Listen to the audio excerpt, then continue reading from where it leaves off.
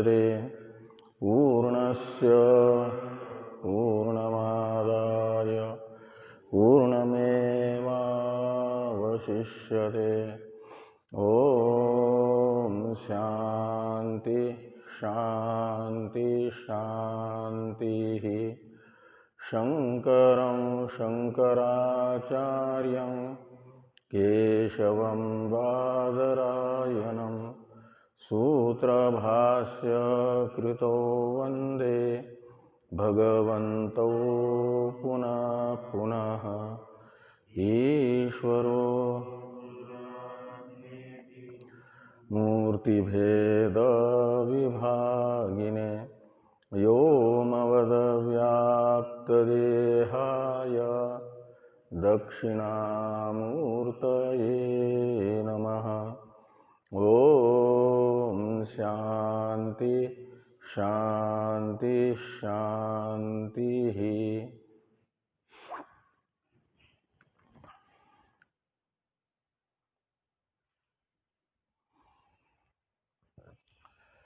ब्रह्म सूत्र के तृतीय अध्याय के द्वितीय पाद के चतुर्थ अधिकरण का विचार हम लोग कर रहे हैं।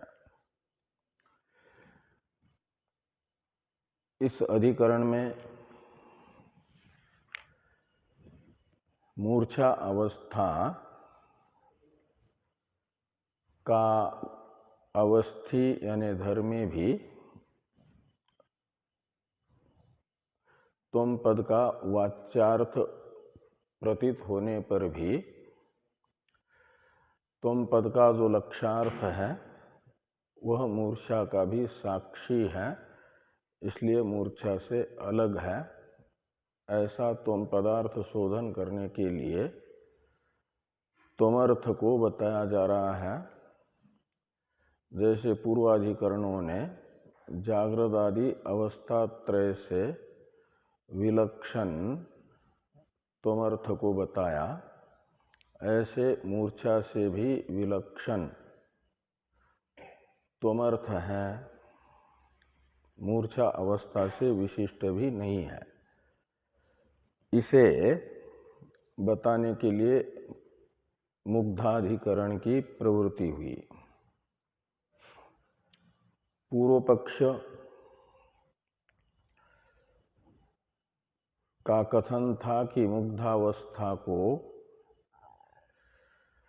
जागृत, स्वप्न, सुषुप्ति या मरण अवस्था, इन चार में से ही किसी न किसी एक रूप माना जाए।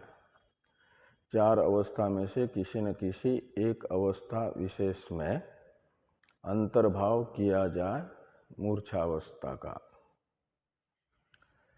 पूर्व पक्षी के इस कथन का निराकरण करने के लिए मुग्धे अर्ध संपत्ति परिशेषात इस सूत्र की रचना हुई और ये कहा जा रहा है इस सूत्र का जो परिशेषात ये प्रतिवचनात्मक अंश है। सिद्धांति की प्रतिज्ञा तो है मुग्धे अर्ध संपत्ति, और इस प्रतिज्ञा का निश्चायक हेतु है परिशेषात सूत्र में। तो मुग्धे अर्ध संपत्ति, इसमें अर्ध संपत्ति का अर्थ है आधा, आधी एक रूपता। अर्ध शब्द आधे अर्थ में है, तो आधी एक रूपता यानी पूर्ण एक रूपता नहीं है। किसके साथ पूर्ण एक रूपता नहीं है? ये जो आपका मूर्छा अवस्था है, इस मूर्छा अवस्था में अर्ध संपत्ति किसके साथ? तो सता सौम्य तदा संपन्न भवति, इस श्रुति में तो सुषुप्ति अवस्था में सत्शब्दित परमात्मा के साथ संपत्ति बताई हुई है। यहाँ मूर्छा अवस्था में जो मूर्छित व्यक्ति होता है उसकी अर्ध संपत्ति किसके साथ बताई जा रही है? तो ये कहा जाएगा कि सुषुप्ति अवस्था और मरण अवस्था। सुषुप्ति अवस्था का भी कुछ सादृश्य मूर्छावस्था में है और आपके मरण अवस्था का भी कुछ सादृश्य सुषुप्त मूर्छा अवस्था में है। इसलिए मूर्छा अवस्था की अर्ध संपत्ति बताई जाएगी जागृत और मरण के, सुषुप्ति और मरण के साथ। इसलिए मुग्धे का अर्थ है मूर्छा अवस्था पन्ने जीवे, अर्ध संपत्ति। पूर्ण सुषुप्ति भी नहीं है मूर्छा, और पूर्ण मरण अवस्था भी मूर्छा नहीं है, अपितु मूर्छा थोड़े अंश में सुषुप्ति जैसी है और थोड़े अंश में मरण जैसी है। ये मुग्धे अर्ध संपत्ति शब्द ने बताया है। प्रतिज्ञा वाक्य का अर्थ ये निकलेगा सूत्र का। और ऐसा क्यों, इस प्रश्न का उत्तर यानी इस प्रतिज्ञा का निश्चयक हेतु परिशेषात् पद बताएगा। तो जब लोक प्रसिद्ध जो 4 अवस्थाएं हैं, जागृत, स्वप्न, सुषुप्ति और मरण, इन प्रसिद्ध 4 अवस्था में से किसी भी अवस्था में मूर्छा का अंतर्भाव नहीं हो पाया, और मूर्छा प्रसिद्ध है, किसी किसी को आती है। इसलिए माना जाएगा कि किसी किसी को आने वाली जो मूर्छा, वह मूर्छा पूर्व 4 अवस्थाओं से विलक्षण पंचमी अवस्था है, 5वीं अवस्था है। अवस्था चतुष्टय में अनंतर्भूत होने के कारण पंचमी अवस्था मूर्छा है, ऐसा मानना चाहिए। ये परिशेषात् का अर्थ निकलेगा, मुग्धे अर्ध संपत्ति। इसी सूत्रार्थ को बताने के लिए भगवान भाष्यकार ये बता रहे हैं कि जागृत में मूर्छा का अंतर्भाव क्यों नहीं होगा। तो इसके लिए कहा गया था कि न तावत मुग्धो जागृत अवस्थो भवितुम अर्हति। क्यों? तो कहा नहीं अयम इंद्रियर विषयान ईक्षते। जो जागृत अवस्था अभिमानी है विश्व नामक जीव, वह तो बाह्य इंद्रियों की सहायता से बाह्य शब्दादि व्यावहारिक विषयों का ग्रहीता होता है, ग्रहण करता होता है। और मूर्छित व्यक्ति को बाह्य इंद्रियों से रूपादियों का ग्रहण नहीं हो रहा है, उसे तो कहाँ है, देश काल का भी भान नहीं होता। दिन है कि रात है ये भी पता नहीं चलता, हरिद्वार में है कि बद्रीनाथ में है ये भी पता नहीं चलता मूर्छित को। तो हरिद्वार में है कि बद्रीनाथ में है ये पता न चलना, ये है देश का अभान। और वह दिन है या रात है इसका भी भान न होना, ये है काल का अभान।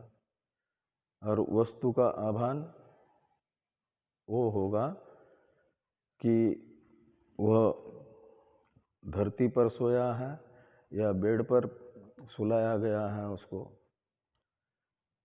इसका अभान, और पास में क्या क्या वस्तुएं हैं ये भी उसे ज्ञात नहीं होता।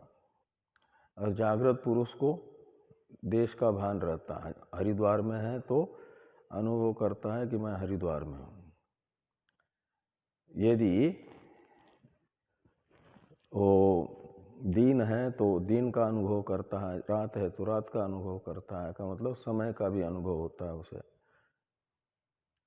और कहाँ कौन सी वस्तुएं इस समय उसके सामने है इसका भी भान होता है।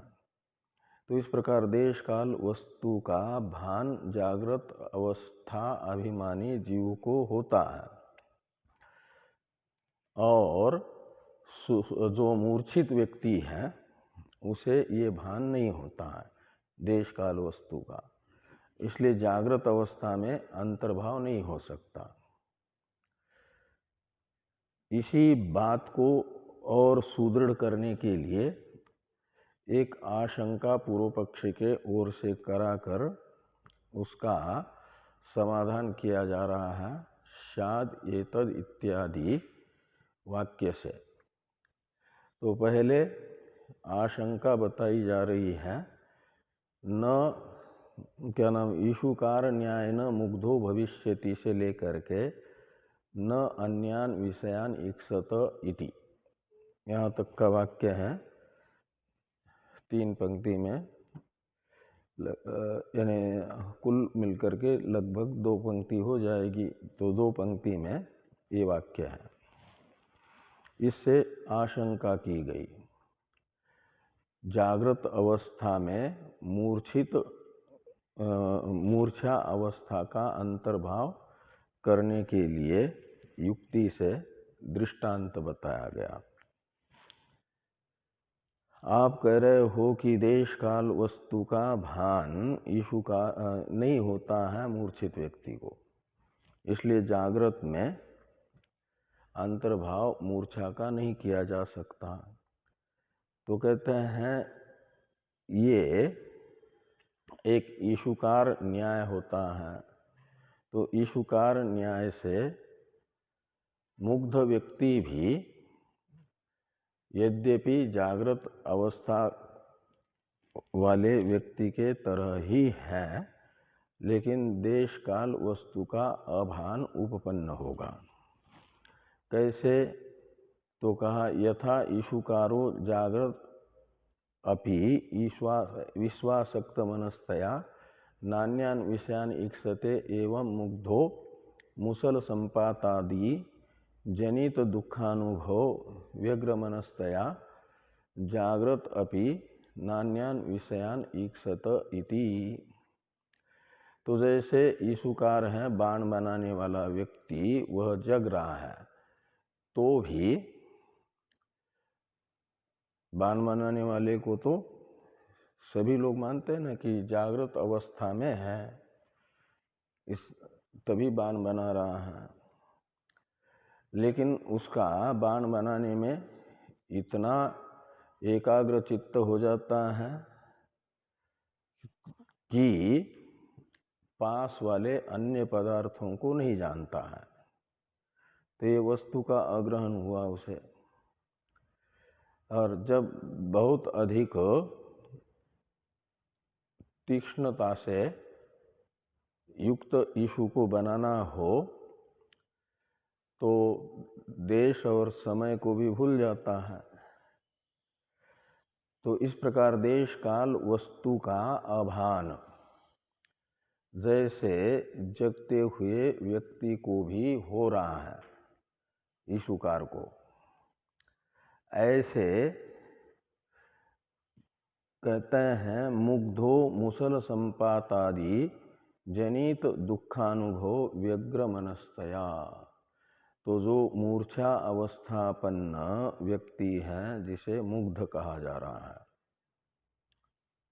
उसे भी किसी ने मूर्धा में मूसल से आघात कर दिया,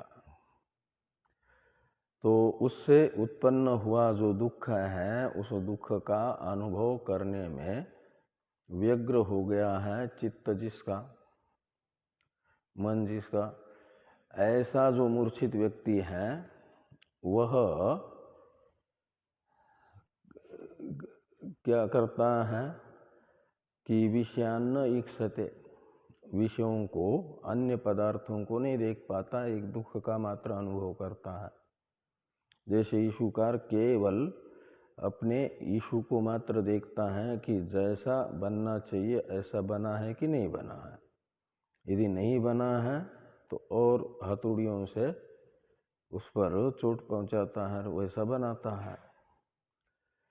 ऐसे ही मुग्ध व्यक्ति मूसल आघात आदि से उत्पन्न हुए दुख के अनुभव में ही व्यग्रचित्त होने के कारण अन्य देश काल वस्तु को नहीं देख पा रहा है।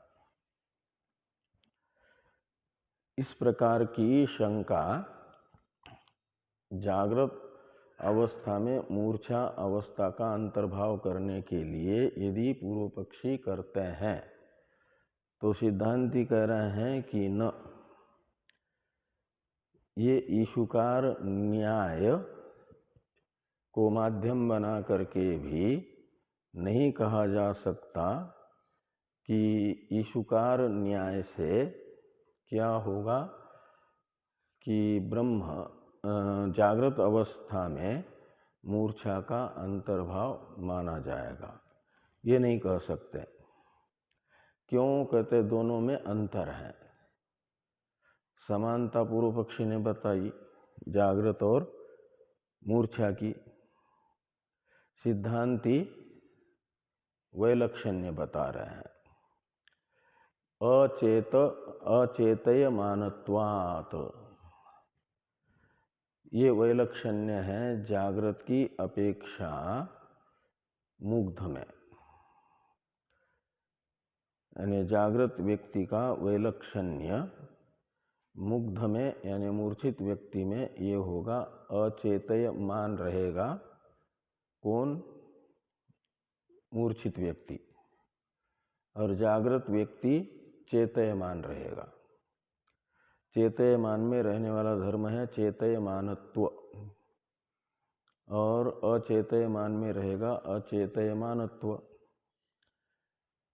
तो ये अचेतयमानत्व रूप वैलक्षण्य है। जैसे जड़ चेतन में वैलक्षण्य होता है चित्व अचित्व, ऐसे जागृत और मूर्छित व्यक्ति का परस्पर वैलक्षण्य होगा। जागृत व्यक्ति में चेतयमानत्व रहेगा और मूर्छित व्यक्ति में अचेतयमानत्व रहेगा। तो अचेतयमान मूर्छित व्यक्ति होने से ये नहीं कहा जा सकता कि मूर्छित व्यक्ति जग रहा है। इसे ही स्पष्ट करते हुए आगे कह रहे हैं कि ईशुकारो ही व्यापृत मना ब्रवीति ईशुम एव अहम एतावन्तं कालम उपलभ मानो अभुवम इति। तो जो जागृत अभिमानी ईशुकार हैं यानी लोहार हैं, वह व्यापृत मना, तो ईशु बनाने में जिसका मन सब व्यापार है, यानी ईशु बनाने में ही लगा हुआ है, उसके मन में केवल विषु विषय ही चिंतन हो रहा है। ईशु यानी बाण, तो बाण विषय की ही चिंतन रूप व्यापार से युक्त है ईशुकार। और वह यदि कोई आकर के उसे पूछे कि यहाँ से फलाना व्यक्ति निकला क्या, तो ये बताएगा कि ब्रवीति ईशुम एव अहम एतावन्तं कालम उपलभ मानो अभुवम इति। तो इतने समय तक मैंने ईशु का ही ग्रहण किया। एतावन्तं कालम ईशुम एव उपलभमानो अभुवम, तो ईशु का ही मैं ग्रहण करता रहा। ये जागृत व्यक्ति बोलेगा, क्योंकि प्रश्न पूछा तो उसका चित्त जो अभी विषु बनाने में ही आसक्त था, थोड़ा बहिर्मुख हो गया। शब्द सुन करके कान में भी आ गया। तो किसी ने पूछा कि फलाना व्यक्ति यहाँ से गया क्या, तो उसका वो उत्तर देने में समर्थ रहता है, क्योंकि चेतयमान है। उसे मालूम हो रहा है कि ये प्रश्न मुझे पूछा गया है और इसका उत्तर वो प्रश्नानुरूप ही देता है कि इतने समय तक मैं बाण बनाने में ही आसक्त चित्त था, मेरा पूर्ण रूप से मन एकाग्र हुआ था बाण बनाने में ही, इसलिए कौन आया कौन गया मुझे कुछ ज्ञात नहीं है। ये बताएगा कौन? जगने वाला। तो एतावंतम कालम उपलभमानो अभुवम, क्या? तो ईशुम एव उपलभमानो अभुवम, इतने समय तक मैं अकेले विषु का ही ग्रहण कर रहा था, अन्य विषयों का ग्रहण नहीं कर रहा था। ऐसा उत्तर देता है प्रश्न के अनुरूप जगने वाला व्यक्ति। और जो मूर्छित व्यक्ति है उसे पूछो तो मुग्धस्तु लब्ध संज्ञो ब्रवीति, अंधे तमसी अहम एतावंतम कालम प्रक्षिप्तो अभुवम न किंचित मया चेतितम इति। तो कहता है जो मूर्छित हुआ व्यक्ति है वह मूर्छा से उत्थित होने के बाद, जैसे यीशु बनाने वाला भी विषु में आसक्त जो मन था वह बहिर्मुख होता है, तब उत्तर देता बोलता है इतने समय तक मैं यीशु बनाने में ही संलग्न था, इसलिए बाह्य विषयों को नहीं जान पाया। और मूर्छित व्यक्ति जब मूर्छा से उठ करके कुछ बोलता है तो क्या बोलता है कि मुग्धस्तु लब्ध संज्ञ, लब्ध संज्ञ का अर्थ है मूर्छा अवस्था चली गई उसकी और जागृत अवस्था में आ गया। अब लब्ध संज्ञ हो गया यानी चेतनता उसे प्राप्त हुई, चेतयमान हो गया। तो बोलता है कि अंधे तमसी अहम एतावंतम कालम प्रक्षिप्तो अभुवम, इतने समय तक यानी जब तक मूर्छा रही तब तक मैं तो अंधे तमसी का मतलब घोर अंधकार में, घने अंधकार में इतने समय तक मैं गिरा हुआ था, जैसे अंधा कुआं होता है ऐसा गहरे अंधे कुएं में गिरा हुआ जैसा था। इसलिए कहते हैं अब प्रक्षिप्तो अभुवम न किंचिन मया चेतितम,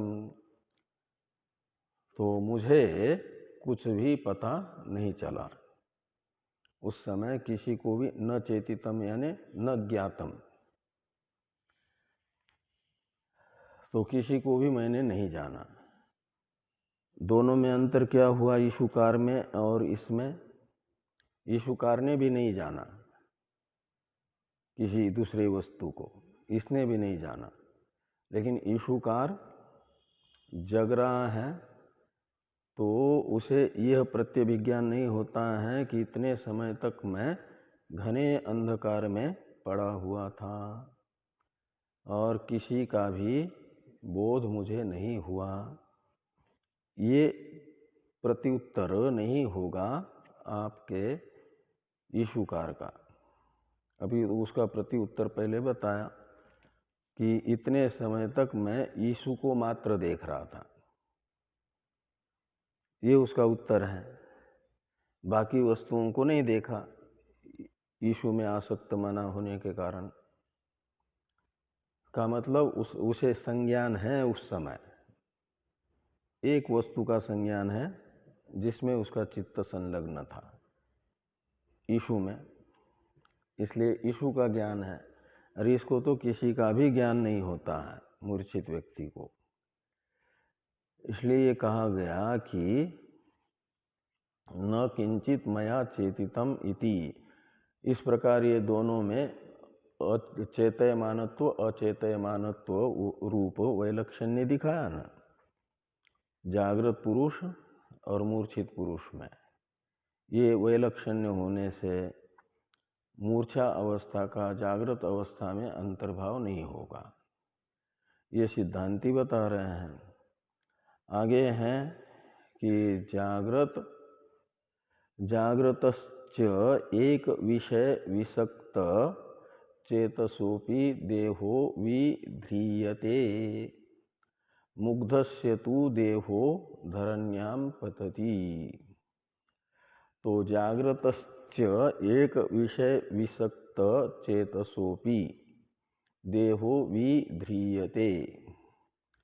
तो जो जग रहा है उसका तो कहते हैं, जागने वाले व्यक्ति का जो शरीर है वह एक विषय में आसक्त मन वाला जागृत व्यक्ति होने पर भी गिरता नहीं है। यदि बैठ करके बना रहा है ईशु तो बैठे बैठे उसका शरीर गिरेगा नहीं पृथ्वी पर, वो बैठ करके ईशु का ठीक से निर्माण करेगा। खड़े खड़े कर रहा है तो खड़ा ही रह जाएगा, पृथ्वी पर गिरेगा नहीं। किसका?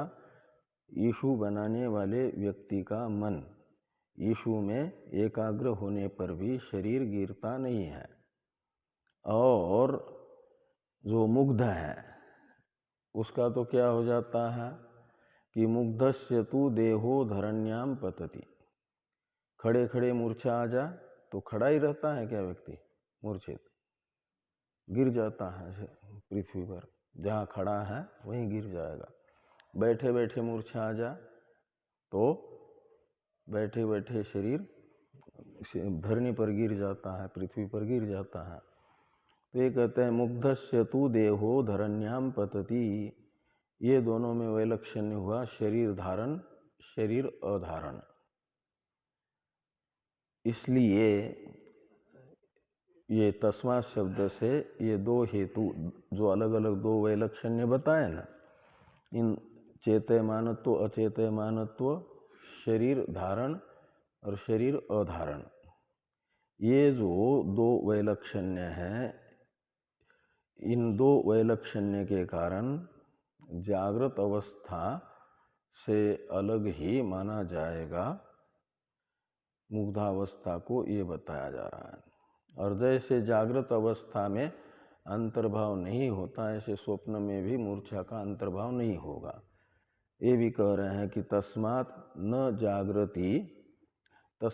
जागर्ति नापि स्वप्नान पश्यति निसंज्ञकत्वात्। तो तस्मात् न जागर्ति इसका कर्ता और स्वप्नान न पश्यति इसका कर्ता हो जाएगा मूर्छित मुग्ध। तो मुग्ध जागृत और स्वप्न दृष्टा से विलक्षण होने से तस्मात् का अर्थ निकलेगा। और वो वैलक्षण्य यहाँ बताया गया, वैलक्षण्य द्वय। तो वैलक्षण्य द्वय को लेकर के माना जाएगा कि मुग्धो न जागर्ति नापि मुग्धो स्वप्नान पश्यति।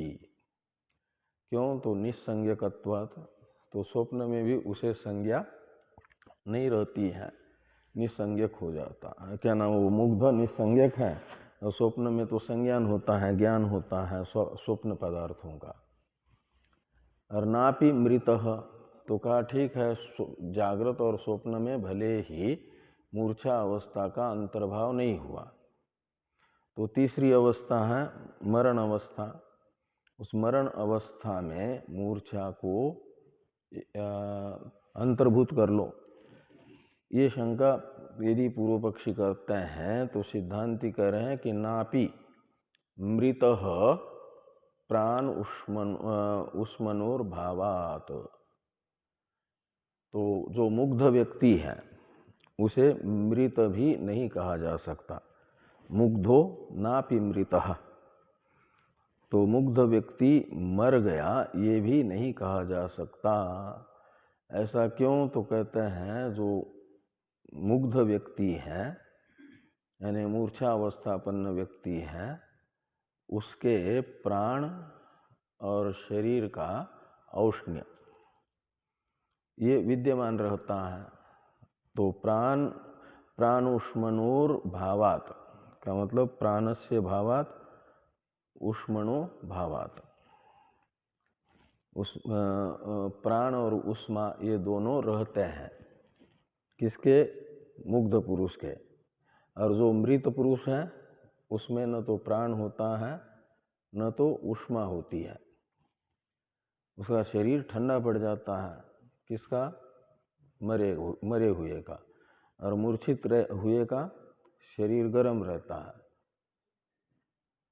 मूर्छित हुए व्यक्ति के प्राण चलते हैं, कभी लंबा श्वास लेता है, कभी जल्दी जल्दी श्वास लेता है, वो अलग बात।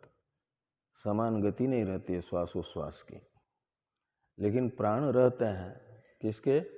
मूर्छित के। तो मूर्छित में प्राण का अस्तित्व तथा औष्ण्य देखा जा रहा है, और मृत व्यक्ति में प्राण का अस्तित्व भी नहीं और शरीर का औष्ण्य भी नहीं। इसलिए मरण अवस्था में भी मूर्छा का अंतर्भाव नहीं कर सकते। ये यहाँ पर कहा, मुग्धे ही जंतौ मृतो अयम स्यात् न वा मृत इति संशयाना उष्मा अस्ति नास्ति इति हृदय देशम आलभन्ते निश्चयार्थम प्राणो अस्ति नास्ति इति च नासिका देशम। तो जो मुग्ध व्यक्ति है, मुग्ध जीव है, मुग्धे ही जंतो यानी जीवे, मूर्छा अवस्थापन्न जो जीव है वह अयम मृतस्यात् न वा मृतस्यात्। तो मूर्छित व्यक्ति मरा है या जिंदा है, न वा मृत का मतलब जिंदा है, इस प्रकार का संशय हो जाए मूर्छित व्यक्ति के प्रति, तो जिसको संशय हो रहा है वह क्या करते हैं कि उष्मा अस्ति नास्ति इति हृदय देशम आलभन्ते निश्चयार्थम। तो इस प्रकार का संशय होने पर निश्चय करने के लिए, ये मृत है कि जिंदा है, इसका निश्चय करने के लिए क्या करते हैं कि उष्मा अस्ति नास्ति इति, यदि शरीर गर्म है या नहीं है, इस प्रकार का निर्धारण करने के लिए इति निश्चयार्थम क्या करते हैं? तो हृदय देशम आलभन्ते, आलभन्ते का अर्थ है स्पर्श करता है। किसका स्पर्श करते हैं? तो हृदय देशम। तो हृदय देश का स्पर्श करते हैं यानी हृदय में हाथ लगा करके देखते हैं कि गर्म है। यदि बाकी शरीर ठंडा पड़ने पर भी हृदय देश यदि गर्म लगता है तो मान लेते हैं कि अभी ये मृत नहीं हुआ है, विद्यमान है। फिर क्या करते हैं? वो ऊष्मा शरीर में एकत्रित हुई, हृदय में एकत्रित हुई ऊष्मा को पूरे शरीर में फैलाने के लिए पंपिंग करते हैं ना, दबाते हैं छाती को। तो यदि गर्म लगता है तो मान लेते हैं कि जीवित है। ऐसे ही मूर्छित व्यक्ति के प्राण है कि नहीं, इसका निर्धारण करने के लिए क्या करते हैं, तो कहते हैं प्राणो अस्ति नास्ति इति च संशयाना पद की अनुवृत्ति ले आना। तो प्राण इसके मूर्छित के है कि नहीं, इस प्रकार का संशय होने पर क्या करते हैं, मूर्छित व्यक्ति के नासिका देशम आलभन्ते, क्रिया के साथ अन्वय करना। तो नासिका देश का स्पर्श करते हैं, यानी नासिका छिद्र के सामने अंगुली करके देखते हैं, यदि वायु का स्पर्श हो रहा है, अंदर की वायु आ रही है तो मानते हैं प्राण है, नहीं आ रही है तो मानते हैं कि नहीं है। तो यदि प्राण उष्मनो अस्तित्वं नावगच्छन्ति ततो मृतो अयम इति अध्यवसाय दहनाय अरण्यम नयन्ति। तो प्राण तथा उष्मा का अस्तित्व शरीर में निर्धारित करने के लिए जो प्रक्रिया है, उस प्रक्रिया से ये निश्चित हो जाए कि शरीर में प्राण नहीं है और शरीर में हृदय देश भी ठंडा पड़ गया है, उष्मा उपलब्ध नहीं हो रही है। तो ये निश्चय करते हैं कि ततो मृतो अयम इति अध्यवसाय, अध्यवसाय का अर्थ है निश्चित्य। तो ऐसा निश्चय करके दहनाय अरण्यम नयन्ति, तो अंत्येष्टि संस्कार करने के लिए फिर जहाँ मोक्ष धाम है वहाँ ले जाते हैं। मोक्ष धाम जानते हैं ना, स्मशान भूमि में ले जाते हैं और वहाँ अंत्येष्टि करते हैं। ये कब मृत हो गया, ये निश्चय होने पर। और अथ तु प्राणम उष्मानम वा प्रतिपद्यन्ते, डबल तकार छपा है, होना चाहिए वो तकार को नकार, प्रति, यहाँ तो प्रतिपद्यते ऐसा छपा है ना, होना है बहुवचन है प्रतिपद्यन्ते। तो अथ यानी यदि, तो अथ तु का अर्थ निकलेगा यदि तो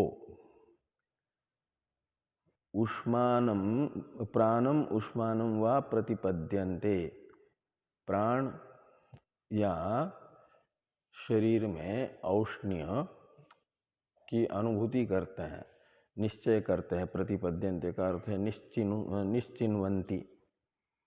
ततो नायम मृत इति अध्यवसाय, तो जब ये निश्चय हुआ कि शरीर में प्राण का अस्तित्व है या उष्मा का अस्तित्व है, तो यह मरा नहीं है, ऐसा निश्चित करके संज्ञा लाभाय भिसज्जन्ति।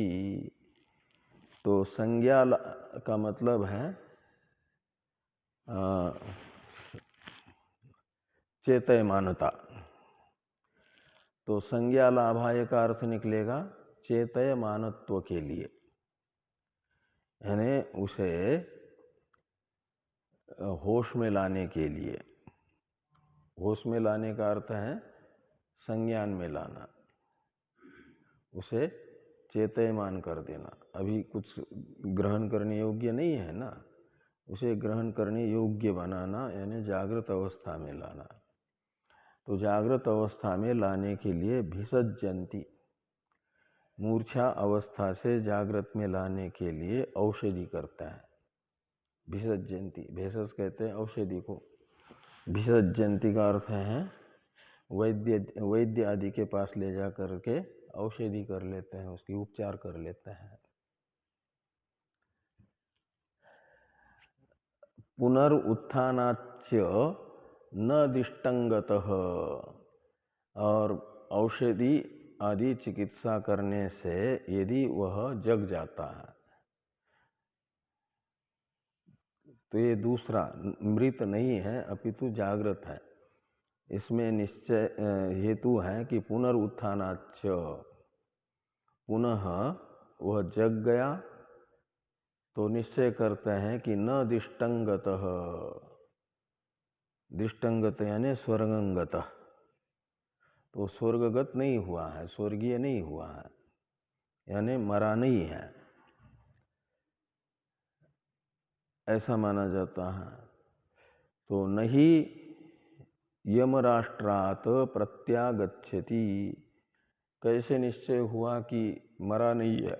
तो कहते हैं जिसने यम के राज्य में प्रवेश कर लिया वह वापस आता हो ऐसा देखा नहीं गया, वापस नहीं आता है। मरा हुआ कोई व्यक्ति वापस आया क्या? अंत्येष्टि संस्कार कर दिया, सब हुआ, तो उसी शरीर को लेकर के घर में व्यवहार करने के लिए फिर आता है क्या? नहीं आता। तो ये कहते हैं कि नहीं यम राष्ट्रात प्रत्यागच्छति, तो यम के राज्य में पहुंचा हुआ कोई भी वापस लौटता नहीं है। और यदि कोई मूर्छा अवस्था से वापस आ गया तो माना जाता है कि मूर्छा कोई मरण अवस्था नहीं है, क्योंकि मरा हुआ फिर जिंदा नहीं होता, और ये फिर से जिंदा हो गया है। इसका अर्थ है मृत अवस्था में नहीं गया था, मूर्छा में था।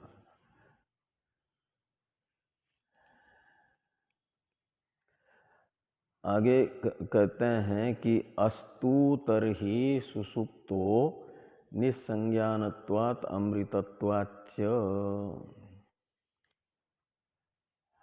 तो ठीक है मरण अवस्था में मूर्छा का अंतर्भाव नहीं हुआ, तो सुसुप्ति में अंतर्भाव करने के लिए शंका करते हैं कि तरही का अर्थ है मूर्छा मरण अवस्था में अंतर्भूत न होने पर भी, मूर्छा का अंतर्भाव जागृत मरण में न होने पर भी सुसुप्तो निसंज्ञानत्वात् अमृतत्वाच्च, तो जो मुग्ध पुरुष है वो सुसुप्त है, का मतलब मुग्ध पुरुष की मूर्छा अवस्था सुसुप्ति अवस्था रूप मानी गई है, इसलिए मुग्ध कहो या सुसुप्त कहो एक अर्थ निकलेगा। ये कब? यदि मूर्छा का सुसुप्ति में अंतर्भाव होगा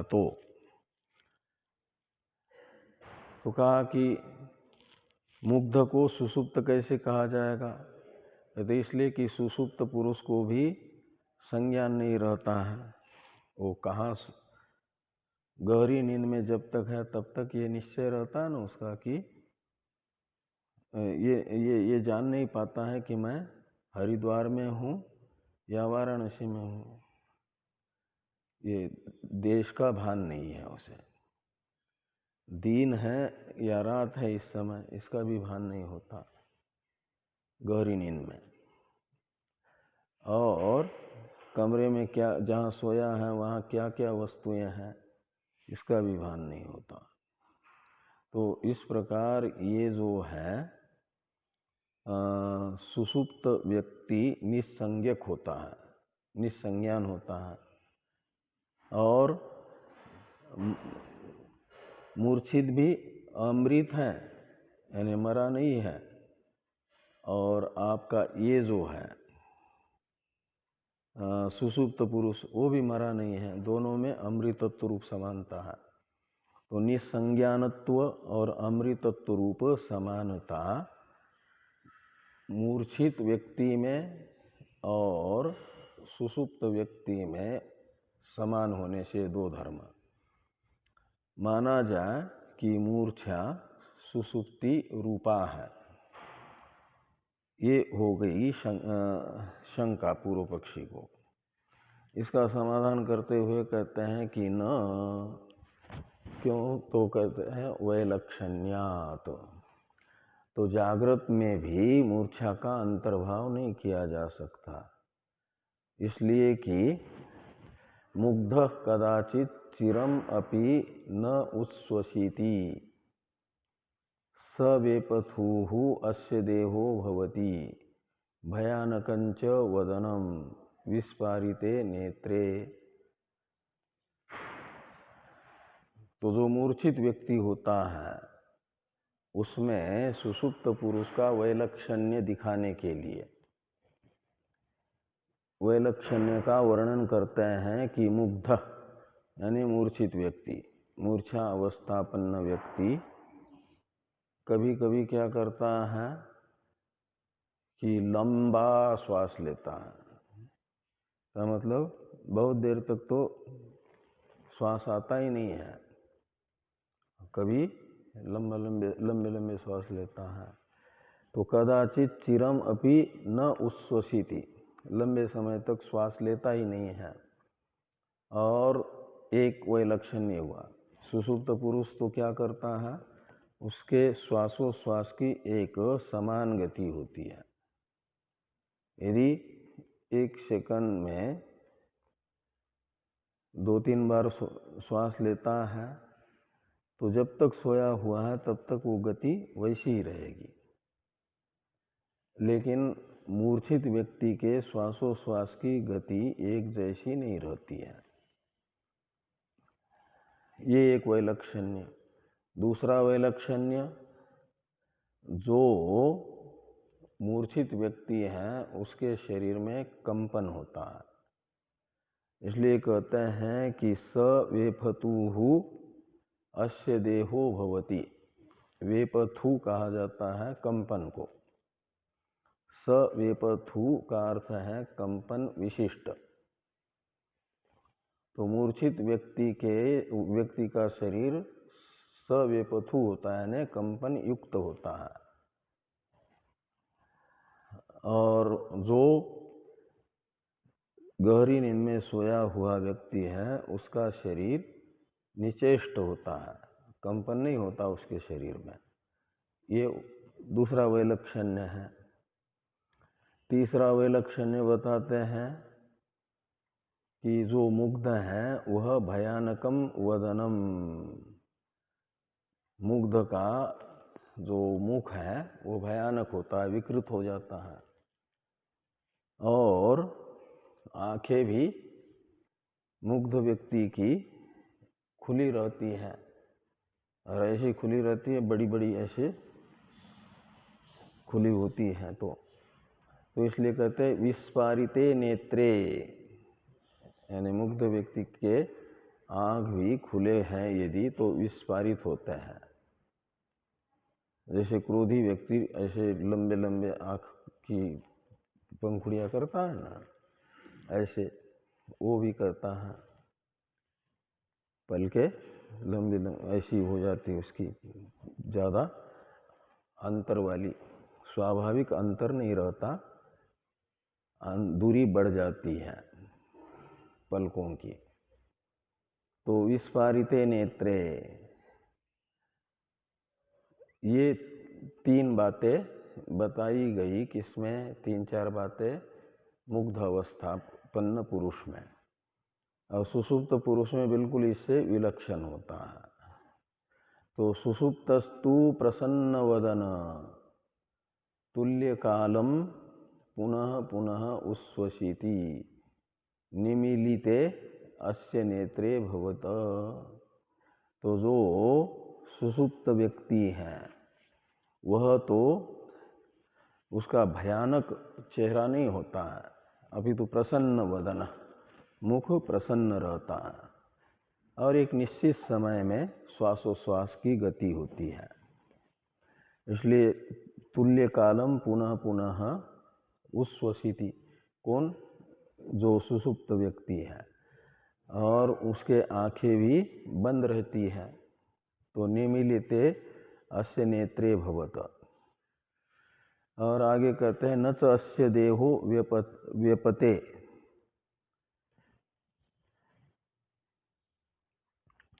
और इस व्यक्ति का शरीर, अस्य यानी सुषुप्तस्य, तो सुषुप्त व्यक्ति का जो शरीर है उसमें कंपन नहीं होता।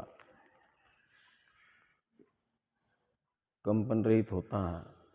तो इस प्रकार ये वैलक्षण्य है सुषुप्त और मूर्छित व्यक्ति में, इसलिए जो मूर्छा सुषुप्ति होगी ये नहीं कहा जा सकता, ये कहा गया।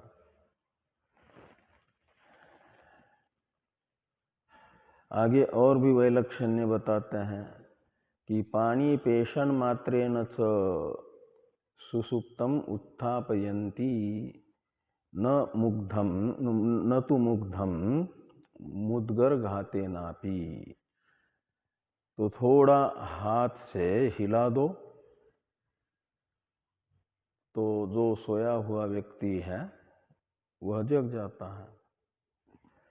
तो ये कहते हैं कि पानी पेशन मात्रेन, हाथ से थोड़ा सा ऐसा दबा दिया तो भी क्या करता है, सुषुप्त व्यक्ति जग जाता है। और मुग्ध को जगाना होगा तो कितना भी हिलाओ हाथ से, यहाँ तक कि डंडा लगा दो तब भी वह जगेगा नहीं उस समय। मूर्छित व्यक्ति को कितना भी, जब तक मूर्छित नहीं होता तब तक मारने से तो कष्ट होता है शरीर में, जो मारने से होने वाला दर्द है उसकी अनुभूति होती है। और एक बार मूर्छा में पहुंच गया तो कितने भी पीटते रहो लेकिन वह जगेगा नहीं। असंज्ञान अवस्था में पहुंच जाता है ना, वो चिकित्सा आदि से ही उसकी मुग्ध अवस्था चली जाएगी। न तो मुग्धम मुद्गर घाते नापी, इस प्रकार यहाँ तक सुषुप्ति अवस्था मरण अवस्था के साथ मूर्छा अवस्था का स्वरूपतः वैलक्षण्य बताया गया। सुषुप्ति अवस्था का स्वरूप अलग है, मूर्छा अवस्था का स्वरूप अलग है, ये बताया गया वैलक्षण्य, स्वरूपतः वैलक्षण्य। अब मूर्छा का निमित्त अलग है, सुषुप्ति का निमित्त अलग है, ये निमित्त भेद को लेकर के भी वैलक्षण्य बताया जा रहा है। ये कहते हैं कि निमित्त भेदश्च भवति मोह स्वापयोः। तो जो मूढ़ व्यक्ति है उसकी जो मोह यानी मूर्छावस्था और स्वाप यानी निद्रावस्था, इन दोनों का निमित्त भी अलग अलग है, निमित्त भेद है, का मतलब भिन्न भिन्न निमित्त है।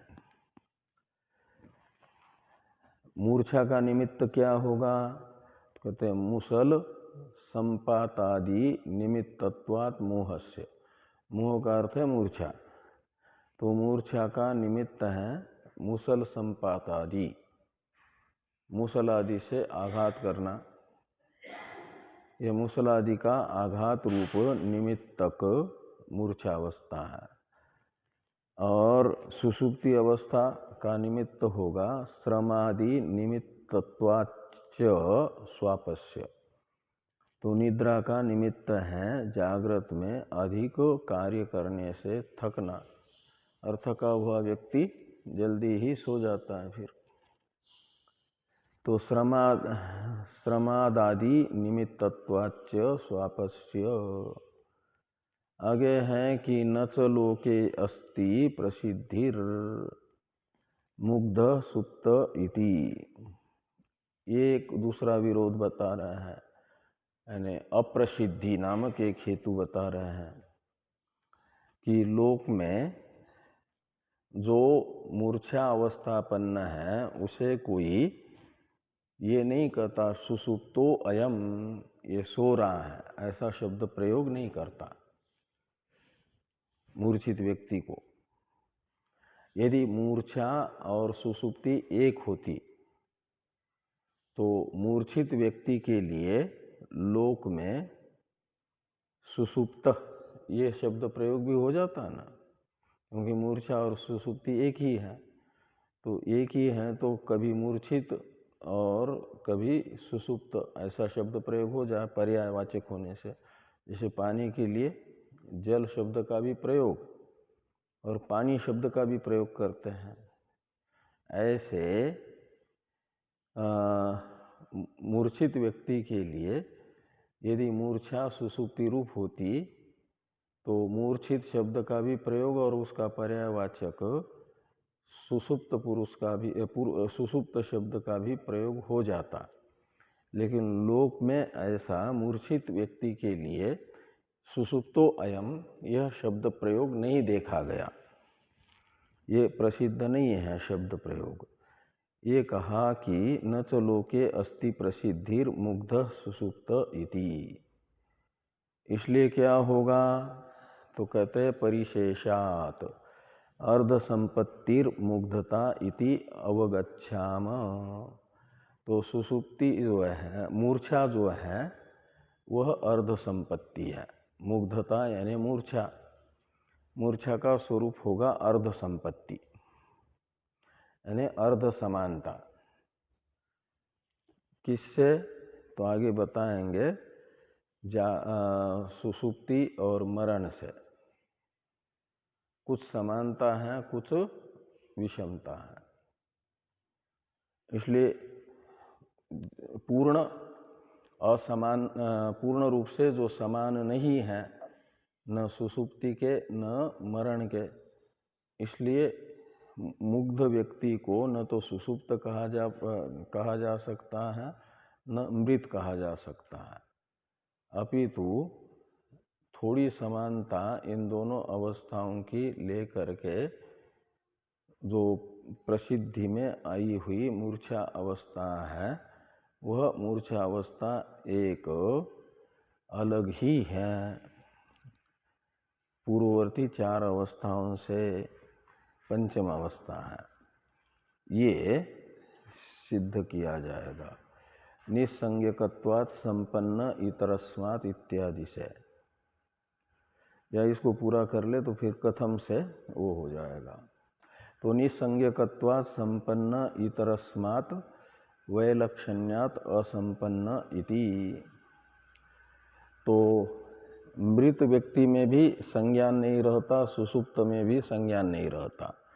इसलिए क्या किया जाएगा तो निसंज्ञानत्व रूप समानता को लेकर के माना जाएगा कि यह अर्ध सुसुप्त है अर्ध मृत है, दोनों में इतने अंश में समानता है तीनों अवस्थाओं की। असंज्ञान द्वैत का संज्ञान न तो सुसुप्ति में है, द्वैत का संज्ञान न तो मृत अवस्था में है और द्वैत का संज्ञान न तो मूर्छा अवस्था में है। तो निसंज्ञानत्व ये धर्म तीनों अवस्थाओं में समान होने से बाकी 2 अवस्थाओं के साथ इसको लेकर के, इस निसंज्ञत्व रूप समानता को लेकर के मुग्धता को सुसुप्ति के समान भी और मृत अवस्था के समान भी माना जाएगा। और अर्ध असंपत्ति इसलिए मानी जाएगी कि वैलक्षण्य भी बहुत सा है। उस वैलक्षण्य को लेकर के कहते इतरस्मात् वैलक्षण्यात् असंपन्न इति। तो इतरस्मात् वैलक्षण्यात् यानी निसंज्ञत्व को छोड़ करके बाकी जो वैलक्षण्य है जागृत और मरण का, किसमें मूर्छा में, इस वैलक्षण्य को लेकर के माना जाएगा जो मुग्ध है वह असंपन्न है। का मतलब सुसुप्त भी नहीं है मृत भी नहीं है। अब कथम पुनः अर्ध संपत्ति मुग्धता इति शक्यते वक्तुम, यह प्रश्न है और इसका उत्तर आ रहा है। इसकी चर्चा प्रश्न प्रत्योचन की कल करते हैं हम लोग। कल से फिर 8 बजे से आपको ब्रह्म सूत्र का ही स्वाध्याय दिव्य चैतन्य जी कराएंगे। वो